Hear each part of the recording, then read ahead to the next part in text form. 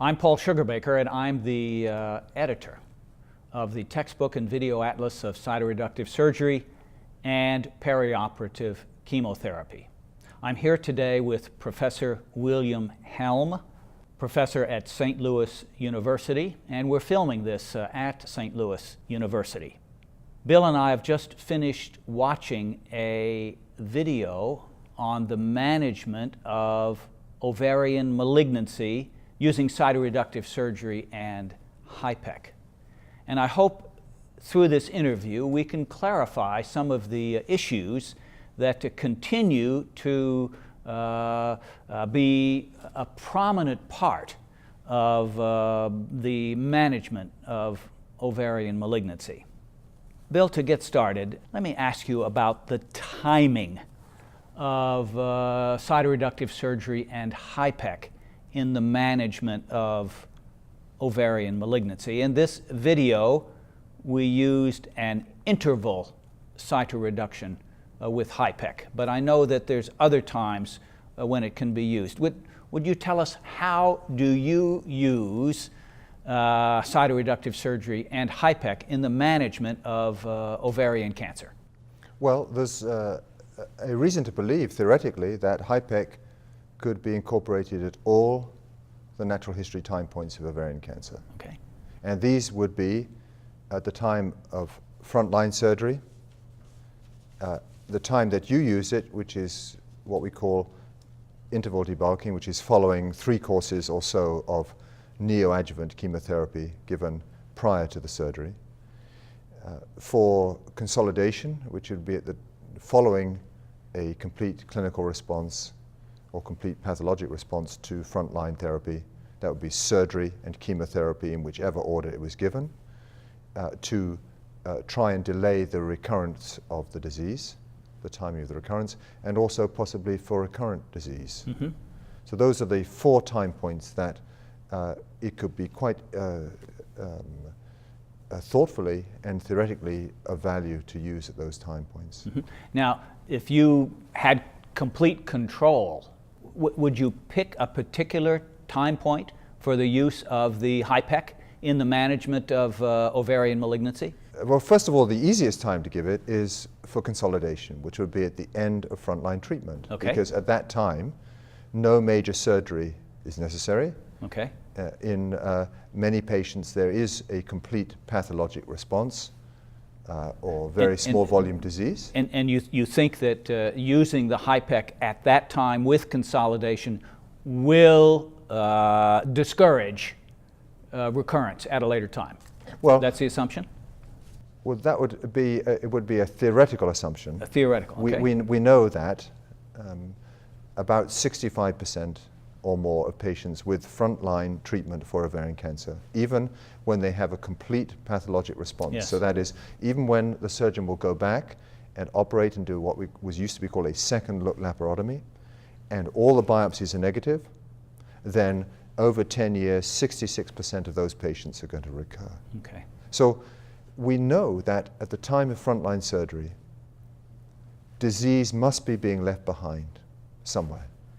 Even in the GOG 172 study, which had the longest survival that was reported for ovarian cancer at that time, would be a median survival of over 5 years. Mm-hmm, mm-hmm. In patients who got combined intravenous and intraperitoneal chemotherapy when they'd had what we call an optimal surgery to less than or equal to 1 centimeter disease left behind at the time of frontline surgery. So a good group of patients.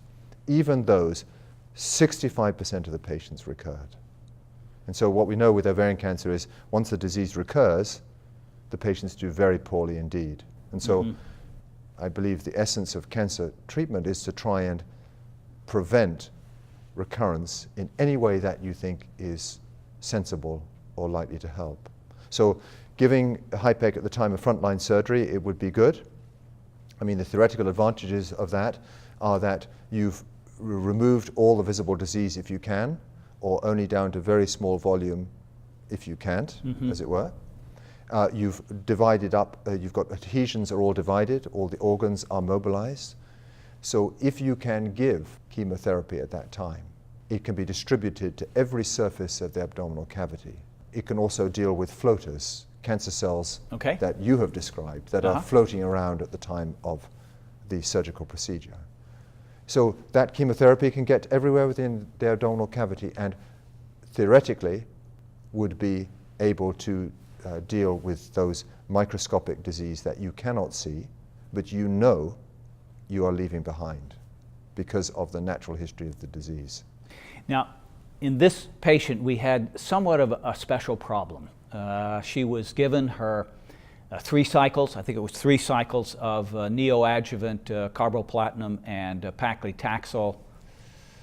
Her CA-125 did not go down appreciably, and her ascites persisted, and the medical oncology team thought that she was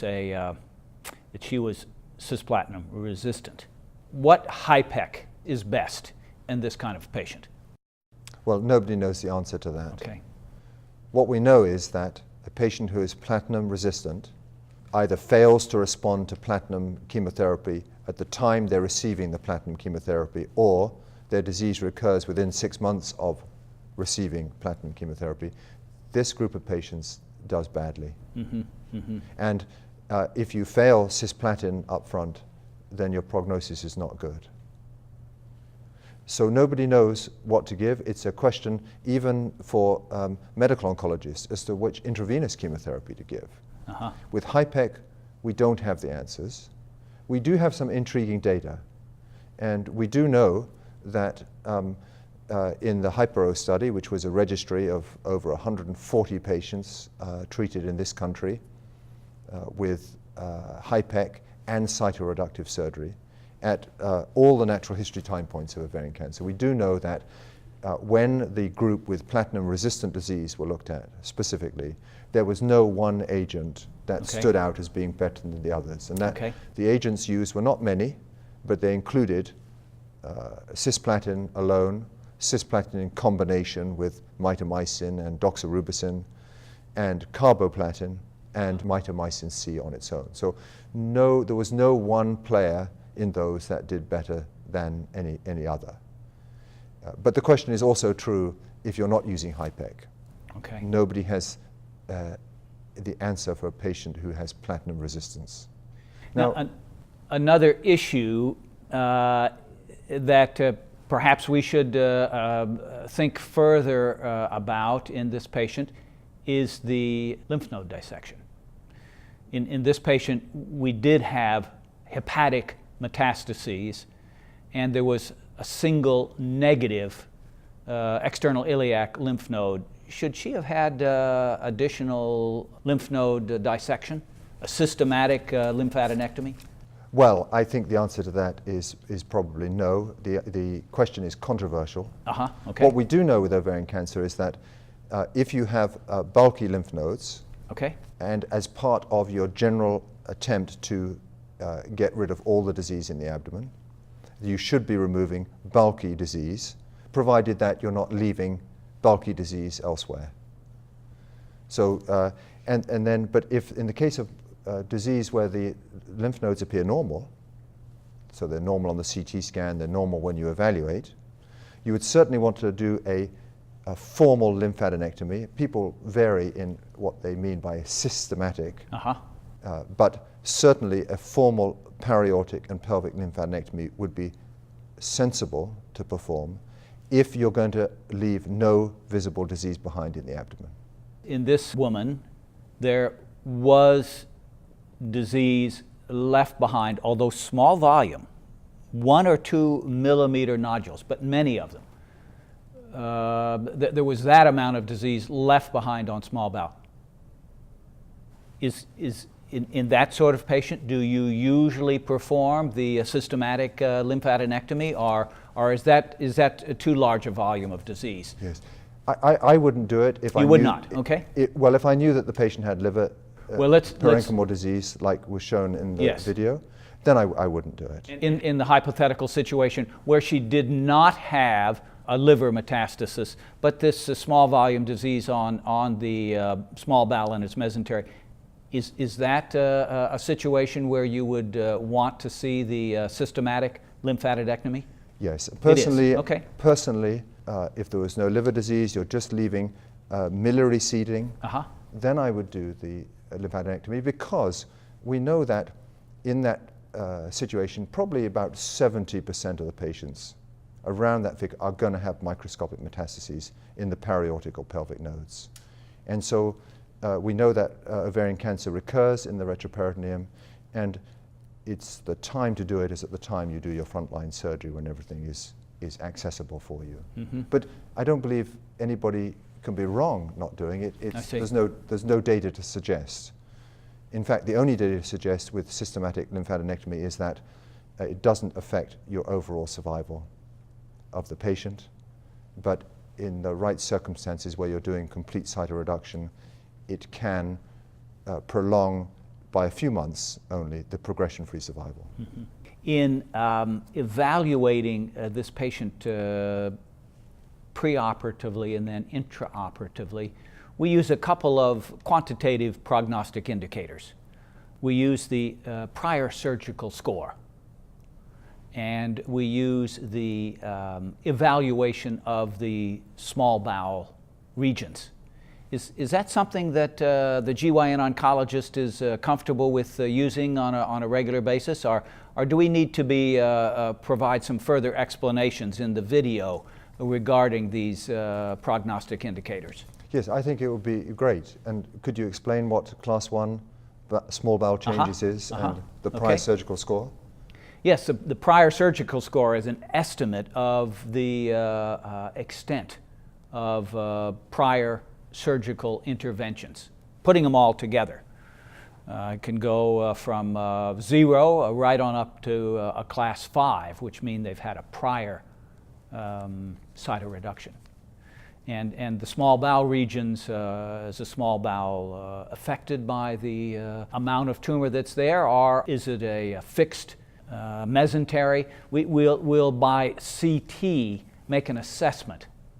And then we have the peritoneal cancer index, which allows us to give an estimate, and it is an estimate, of the distribution of the disease and then the extent of disease at a particular anatomic site. And then the final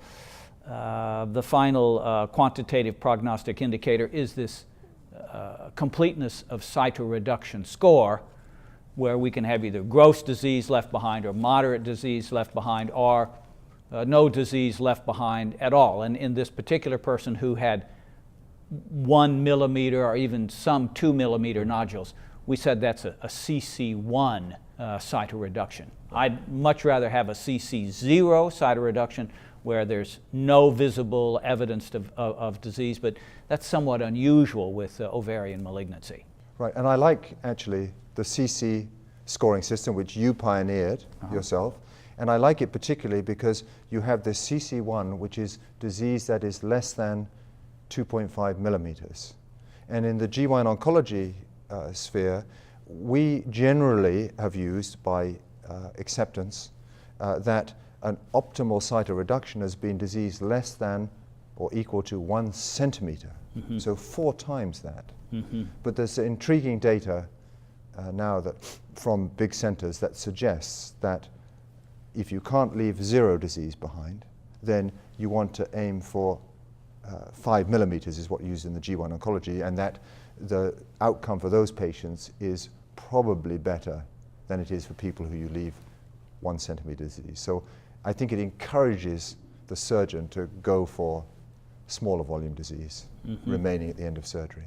And makes a more profound technical requirement on the cytoreductive surgery, don't you think? I mean, the training and the preparation of the patient in terms of what may happen is different with this sometimes massive cytoreductions. In this patient, we operated, I think, for about 10 hours. Yes, yes. And I think it's becoming more widely accepted and practiced in the gynecologic cancer field that a maximal attempt at cytoreductive surgery should be made by the GYN oncologist with or without other expertise, i.e. surgical oncologists.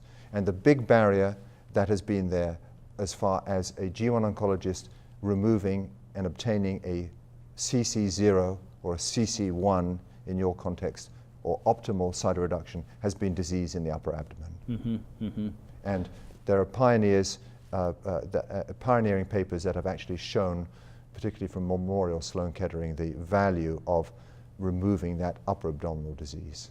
So that's an extension now of the responsibility of the gynecologic oncologist, coming out of the pelvis and now working beneath the hemidiaphragms, in and around the caudate lobe of the liver. I mean, some of these dissections are very demanding. Well, they are, and of course, I think experience is what matters, and normal practice. And there are many, many, many gynecologic oncology surgeons who are hugely experienced in those areas of the body. But I think what should be important is that anybody who's undergoing surgery for ovarian cancer, one should have at one's fingertips all the expertise, whether it's one's own or using somebody else's. Can be a team effort, definitely. Everything available so that patient can know that at the end of the surgery, she's had the optimal surgery performed for her. Bill, just a few technical questions. What about tumor on the surface of the liver? How are you going to eradicate that? Well, I think it depends on the size of the tumors. I know you showed a very nice diagram of disease on the edge of the liver where you actually did a wedge resection. Little wedge excision. So that's, personally, I would do that with the ligature, or vessel sealing device. Disease that's very small volume on the surface, I like to use the argon beam coagulator. I noticed you did a stripping of Glisson's capsule. We did a Glisson's capsulectomy with the ball tip electrosurgery, and it was basically electro-evaporated. It went up in smoke. And you love that. But I've also used the pure cut at a high voltage cautery on getting Glisson's capsule. Most often one finds that it strips off with the tumor when you're doing your stripping of the peritoneal diaphragm on the right side there. So. Now, perhaps some of the technology in this video might be classified as old-fashioned. We didn't use any mechanical hemostatic devices. Bill, do you think that the mechanical hemostatic devices are a contribution to cytoreductive surgery? Well, you have proven that you don't need any great mechanical devices to do magnificent surgery. Would they speed things up, or do you think that they add an element of safety? Yes, personally, I love the vessel sealing devices. You do, okay. Because they make the surgery go quicker. We know that provided you're using them correctly, the seal is better, or at least equivalent to sutures and knots. It also allows the momentum of the surgery to continue much quicker. So for instance, I would use them on the omentum, I would use a vessel sealing device, mesentery of the bowel, if you're doing a bowel resection, dissecting the pelvic vessels. Tell me how you would use a mechanical hemostatic device, say with the hysterectomy. Well, I would use it for the infundibular pelvic ligaments, so the ovarian vessels, that would be the ovarian artery and vein bilaterally. How about those ever so troublesome uterine arteries that are just a millimeter or two away from the ureter? Well, it depends where you're taking them. So you would... But certainly, G1 oncologists, we're particularly aware of the ureters, you're quite right. But we tend to take it higher above where the ureters are crossing through the parametrial tissues. So you take the uterine arteries and then you'll come down alongside the cervix there, and you can take that with a clamp, a straight clamp of some kind, and then do a suture tie if you're worried that the ureter is going to be close. But that's clearly of concern, what you say with that. So you wouldn't want to use it. There is heat transfer from these devices. Yes, definitely. So you can cause damage, and you wouldn't want to do that. On the other hand, they are bipolar, so the current's going through the instrument. So that makes them a bit safer on that score. So you think they can be a real contribution to cytoreduction? Oh, I really do. You're convinced. And of Okay. course there's other equipment too, like the argon beam coagulator, Uh-huh. if you get bleeding on the liver. And I know that you use low tech, which works absolutely perfectly for you. But it sure is fun to use an argon beam. The argon beam, yeah. coagulator. We're using the coagulation current at such high voltage that we're spark gapping through the air rather than through the argon beam. But there's a lot of heat created with this electroevaporative type of surgery. And the bottom line is, I think it doesn't matter what Yeah. you use, as Yeah. long as it's gone or you've taken care of the bleeding. Right. Question about the placement of intraperitoneal ports following a cytoreduction. Especially, well, let's talk about a placement of intraperitoneal port where there has not been a bowel resection. You're comfortable with placing the port at the time of the cytoreduction if there's not been a bowel resection? Yes, well, I would place it, unless there's been contamination of the abdominal contents with bowel contents, I would place a port irrespective of whether there'd been a bowel resection Really? at Okay. the time of the primary surgery. Because it saves the patient going back yes. to the operating room, Yes. Yeah. and you don't have the worry of trying to get access to the peritoneal cavity again if Yes. you put it 2 or 3 weeks after surgery. Right. I think it's always worth doing. Right, especially if there's been an extensive cytoreduction. I think this delayed port placement is quite dangerous. Yes. Yeah. I agree. And I was interested in your technique of placing the port. I thought that was very interesting. I've not seen that before. Yes, it seems to work out quite well, and when you fix the port just the right distance beneath the skin with the non-coring needle and leave that for, we leave it 10 days, it seems that it's very easy for the oncology nurse to find the port and to access it, and we have very few problems with the with access and intraperitoneal chemo delivery with this port placement as part of the cytoreduction.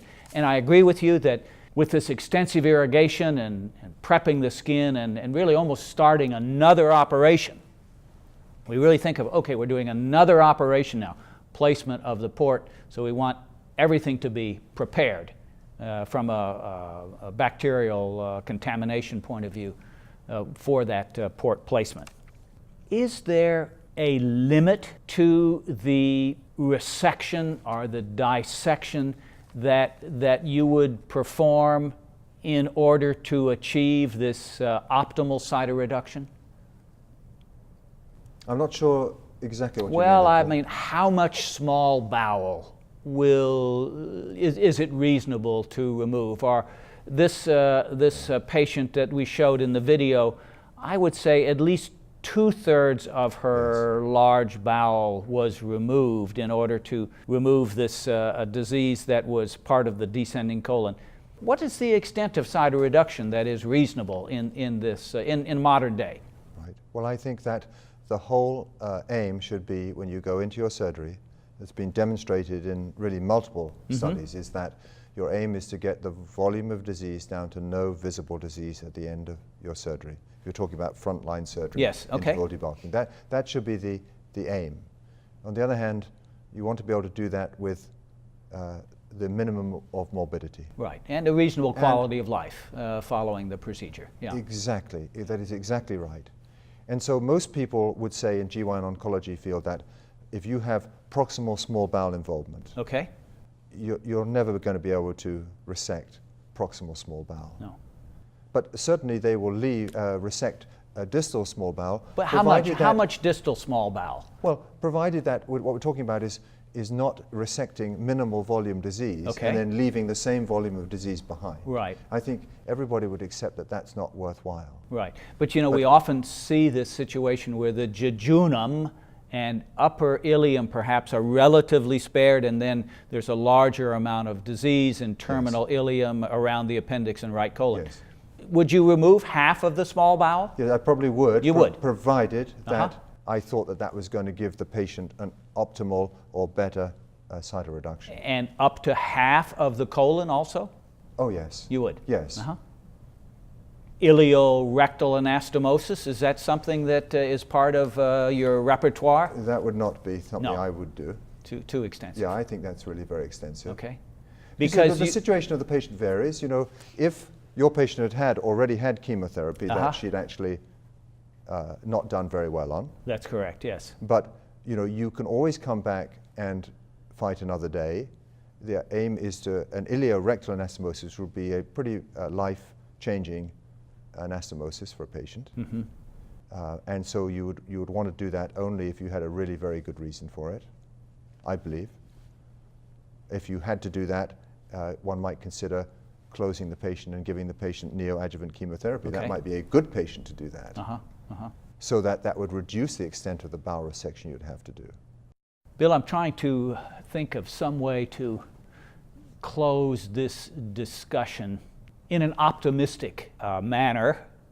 And maybe I can ask you, where are we now in terms of our knowledge base and our practice? Where are we in the management of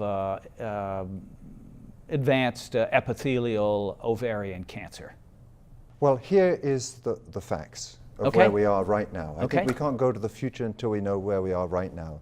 Right now, still, the 5-year survival for patients with ovarian cancer is something just around 50%. Okay. This is really unacceptable. And even patients who have maximal surgery frontline and then a good response to chemotherapy, you can get survivals out over 100 months if there's no disease left behind, but it quickly comes down to 60 months with optimal disease left behind, because we know that from the GOG study. This is not good. So we need to, first of all, do more research to find better agents. Right now, I think we need to be able to utilize the chemotherapy and the modalities of therapy that we know theoretically could be of value. And we do this in an environment where the latest drugs that had so much hope, like bevacizumab, are not producing the astonishingly good, better progression-free survivals or overall survivals when they're utilized for frontline therapy. And so we have modalities like intraperitoneal chemotherapy. We have hypothermia, which theoretically should enable chemotherapy to work better. We need to be researching these to see how they can be developed. We need to be using early postoperative chemotherapy, which you have pioneered for giving chemotherapy early in the postoperative period, especially when there's no intraperitoneal adhesions at that time. This is a good time to use chemotherapy. We need to be doing more research on an international and a national scale. If I'm reading what you're saying correctly, we need to somehow, HIPEC, HIPEC, long-term bidirectional chemotherapy, we need to preserve that surgical complete response, our near complete response that is achieved with the surgery. And I think actually the surgery has moved along more than our adjuvant treatments. Right. We need somehow to preserve that surgical complete response. And it's so interesting that you say that, because my feeling is that the surgery is a great tool. We know that in the treatment of cancer. But what we also know is that it is not enough on its own. Correct, yeah. It is not enough, because surgery on its own plus normal standard chemotherapy brings you to somewhere under 50% 5-year survival. And if you're going to go to all this trouble to do maximal surgery on patients, it just makes sense to be investigating intraperitoneal chemotherapy, normothermic and heated. And but hypothermic, yeah. Why not use heat if we know that theoretically it can make a difference? And we have to do the clinical trials, of course. So there are ongoing randomized studies of HIPEC with surgery in ovarian cancer, and we are eagerly awaiting the results of those when they come along. But it makes no sense to ignore intraperitoneal chemotherapy. Correct. And intraperitoneal hypothermia. And it makes no sense to avoid early postoperative chemotherapy, because we're never going to make any progress unless we continue to research and explore these sensible and theoretically relevant modalities. We've come a long way. We've got a long way to go.